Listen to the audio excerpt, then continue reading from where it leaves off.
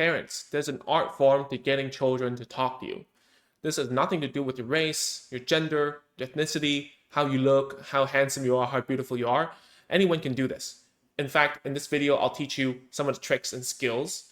Even if you think you can't, it's a matter of doing less actually, more than adding skills to it, all right? So number one is to build rapport is very important. We don't want to rush into a relationship, right? And when we're teaching children, somehow we forget about all of this. And a lot of parents will ask me, how do I get my child to want to play with me? Because every time I go next to my child, they start turning their back on me. They stay walking away. They get angry when I touch their toys. So what do? The thing is, maybe you shouldn't touch their toys. Maybe you shouldn't be so close to your child when they're playing, right? Everyone who is doing their own thing at their own time they wouldn't like someone disturbing them. Okay? So what do we do in this situation is to understand what is the maximum or minimal distance, right, that we can be with the child. So we need to find a threshold, where the sweet spot is. So if we can find, like, maybe it's 5 meters, 6 meters, okay, that your child will start actually wanting you to leave, we stay there. We don't go into that barrier until like maybe 5 or 10 minutes, we inch slowly into the world, into their barrier. And they feel safe, basically, right? A lot of times rapport comes from the feeling of safety.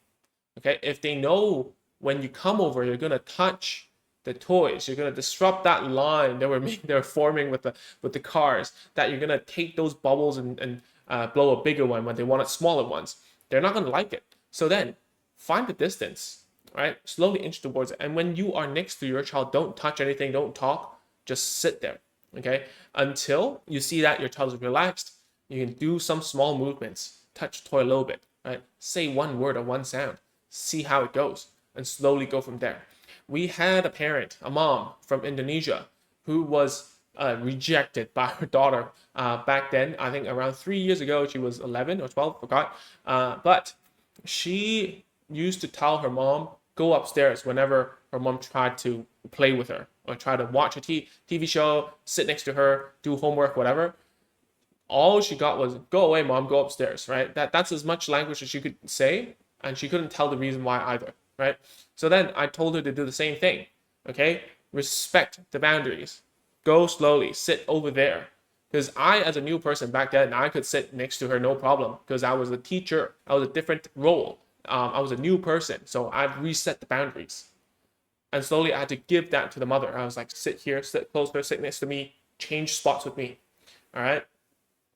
So then slowly they became playmates and they really loved playing with each other. They would make YouTube videos of toy unboxing review videos and whatnot. And then they went on to have conversations. Okay. So number 2 point is be chill. And I'm talking about your voice. Okay. When teaching children, parents like to say, oh, I'm not bubbly. I have to be more child friendly. I need to turn on the Disney Channel. I need to go up, I need to go down, I need to go whatever. That's not the case here, okay? Having now those kind of voices are actually what we call therapy or teacher voice. So when you play that, it's obvious you're telepathically telling your child that I'm about to teach you something because you're being abnormal, right? You're going overboard. Your energy level is through the roof. They know you want something out of them. All right. Even if all you wanted to do was to spend time with your child, they're not going to talk to you because the instant you talk, they talk, you're going to talk more and you're going to be even more annoying. So then, because of past experience, they understand that. And you might ask me, oh, how come they can do that and they can accept a teacher voice or a therapy voice at the clinic or in the classroom? Well, because they know at that place it's not their home. They don't have a home court advantage. Number 2 is that they know it's going to end, right? There's only an hour or 2 at that kind of place, and then they can go home, right? Can you imagine if, like, nowadays work from home is a thing, right? Can you imagine having that high stress of work and being polite and being tippy-toey with the office politics, and you bring it all back home? It's the same.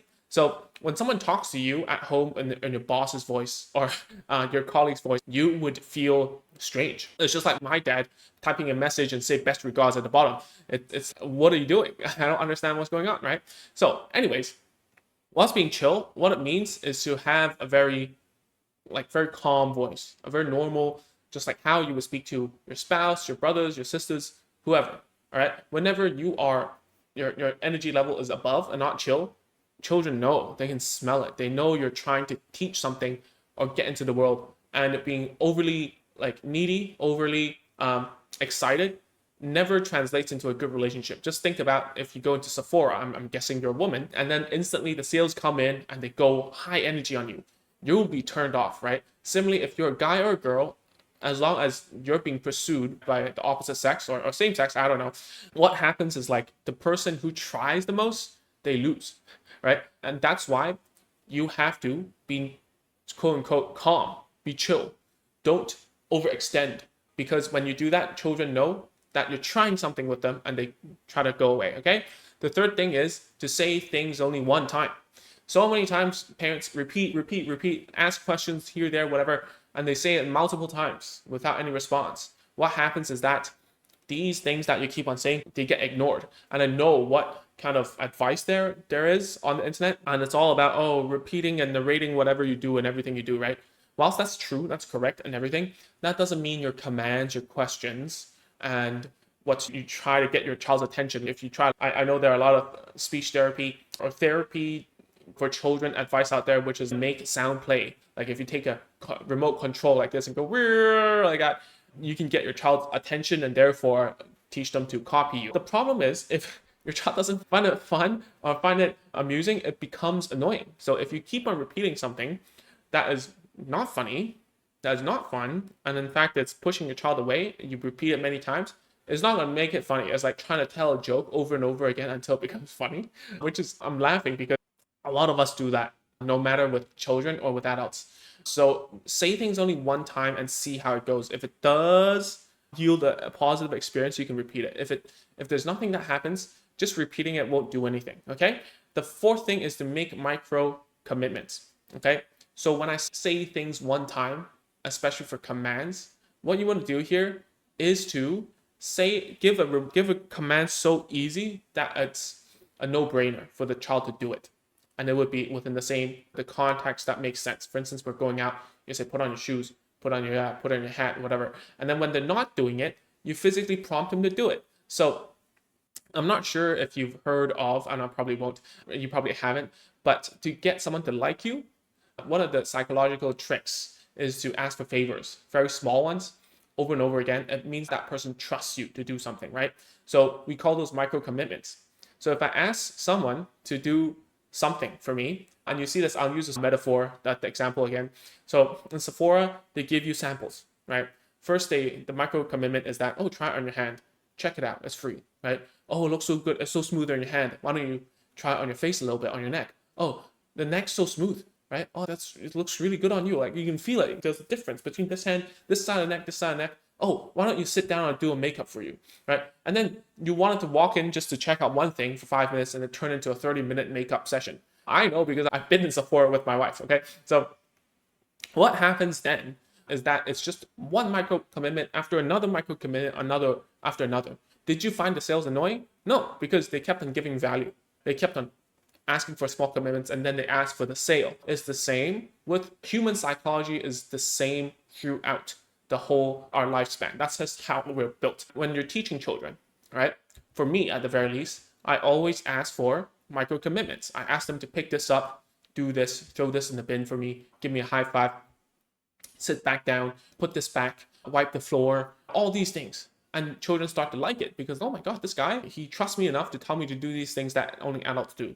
Usually what happens with mothers, right? Oh, someone spilled, oh, let me help you with that. They're overly helpful.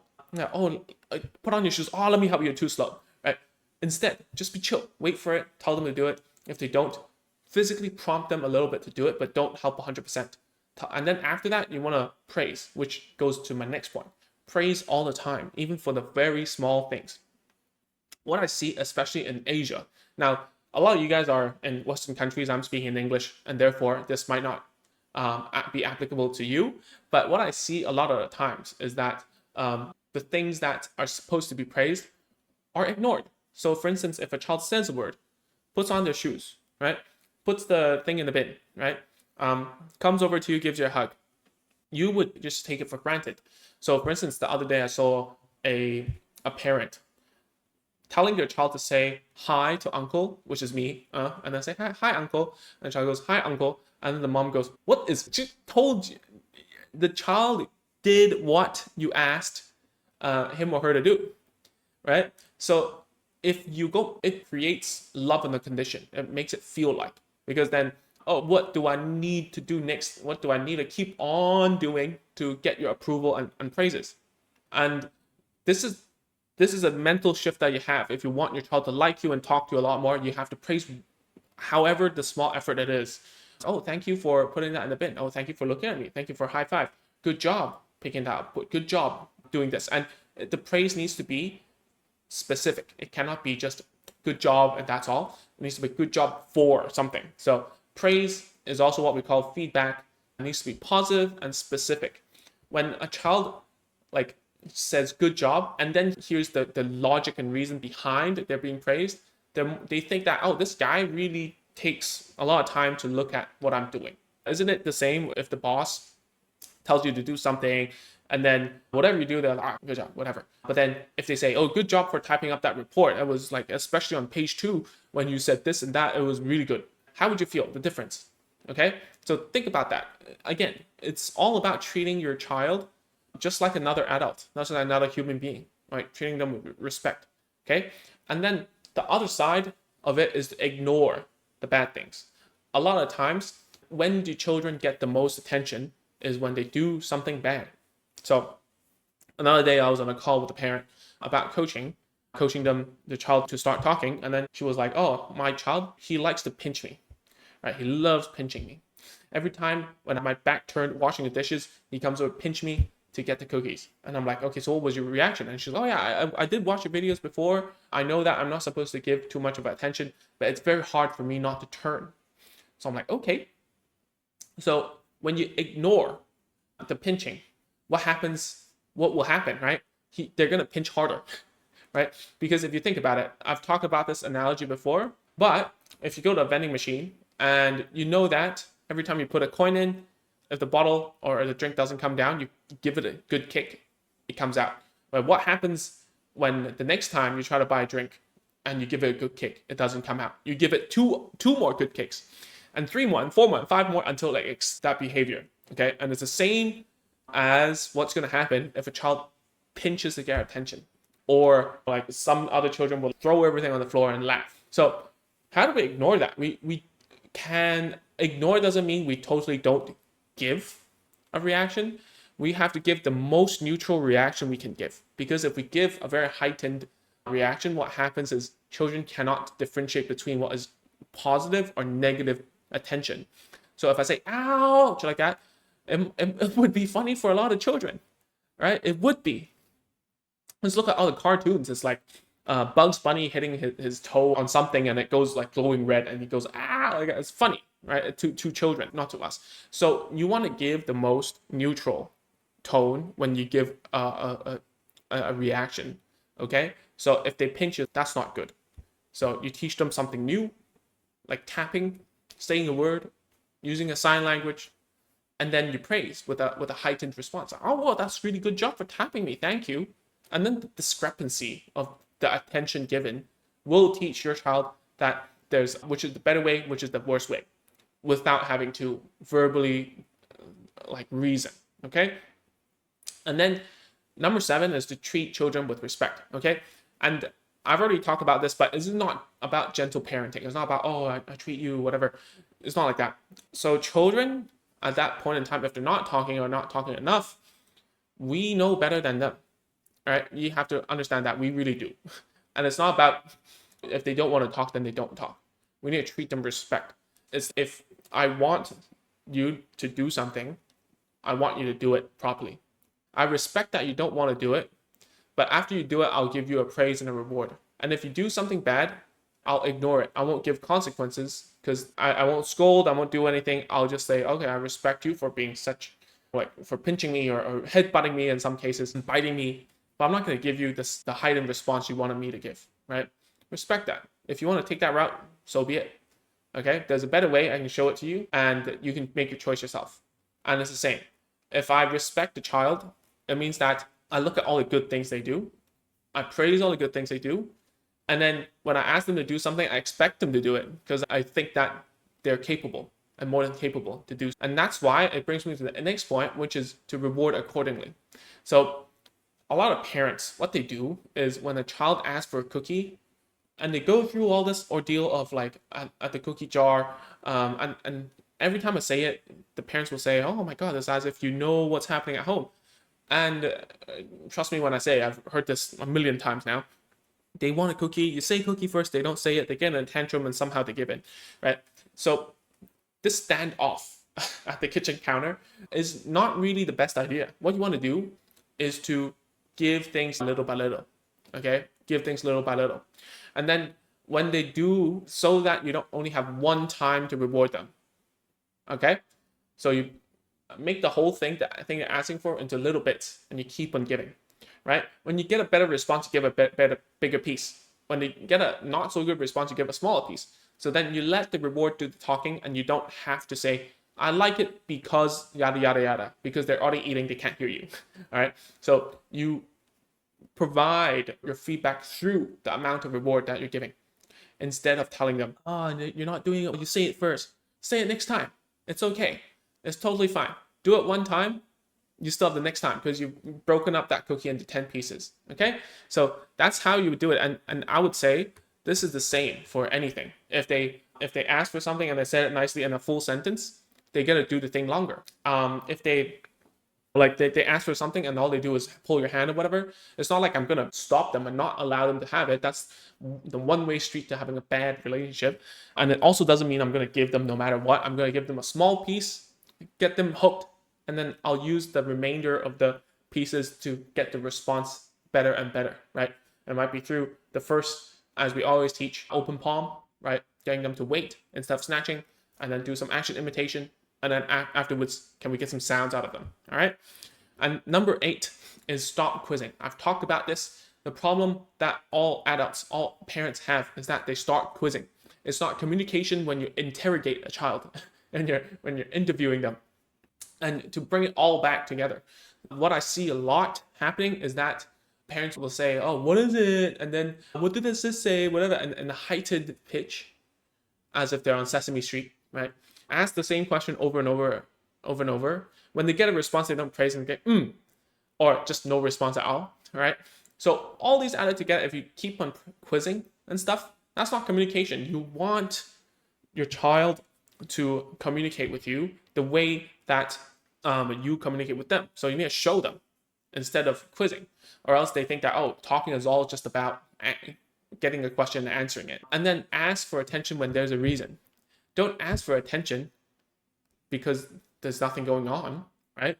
When they want something, then call their name, right? When you're holding something that they want, call their name, okay? When you have something fun, call their name, okay?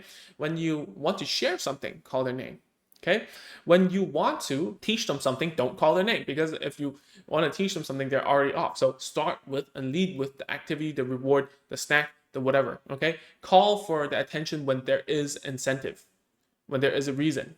Because a lot of times, and I've said it, if you say things more than one time, you keep on repeating it, you train your child to ignore you. So if you call for attention over and over for something that has no consequence, or the consequence is actually a punishment, and they also don't get a praise after they give you their attention, what happens is that children will stop caring. And that's when parents will say, oh, I don't know what happened, my child regressed. They didn't regress. They learned smarter not to respond, because it might be to get rid of their past bad experiences with you. All right, I'm not saying that you're causing childhood trauma. I'm just saying that children have other choices. They can run around, they can jump on the trampoline, they can body slam onto a sofa. There are so many things that they can do around the house other than listening to you and responding to their names. Okay?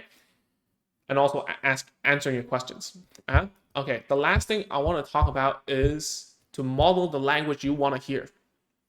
So many times I see parents say hello to uncle, but they don't do it themselves. That's actually very strange, because if an adult wouldn't say hi to another adult, why would a child say hi to an adult? And it's very strange like that. We want to model the type of language you want to hear, okay? And it's just how we learn. If every day I listen to a specific person talking, for instance, Donald Trump, right? If I listen to Donald Trump every day, I'll speak like Donald Trump. Right? If I listen to this person, I'll speak like that person. And this happens a lot, especially in the Asian, like I'm from Hong Kong. The children who come my way, I think some of them, I think around 10%, they actually know a bunch of foul language before they could speak in a complete sentence. And that's because it's the modeling of the language, right? And this is where the speech therapy advice actually works, because if you say, oh, narrate everything, say things over and over again, it's the modeling of the language you want to hear. All right. So if you're asking questions, you're giving commands, you're asking for their attention with a name, these aren't good models, because children who are not speaking yet, they don't have a reason to ask a question. They won't have a reason to call for a name. They won't have a reason to give commands to you, right? All they want is to push your hand towards something they want, right? Remember, model the language you want to hear, which is most probably single words, right? 2-word phrases, simple phrases that describe what's going on. Okay, model that. Okay, get their attention on something they want and model the language you want to hear. Okay, keep on doing that until you get the results you want. When you hit that, you can push up that model, increase that language level into a different level. Okay, now this might be contradictory to what I just said. Don't just say things only one time. Don't say things that don't work. All right, get their attention first with something that has incentive, and then model the language you want your child to do, right? And if you keep on repeating that, you will see better results rather than just saying the things without getting their attention, actually annoying them, right? Trying to get them to answer questions or quiz them or whatever, all right? So I hope this is something that made sense to you. And if you want to learn more, we have full courses that go into detail about how you should be doing things at home that yielded results. Okay, we've taught many parents over the internet. The link is just in the description below. Okay, just check it out, agentsofspeech.com/course. And if you enjoy this video, I'm sure you will enjoy this one upcoming. All right, see you next week.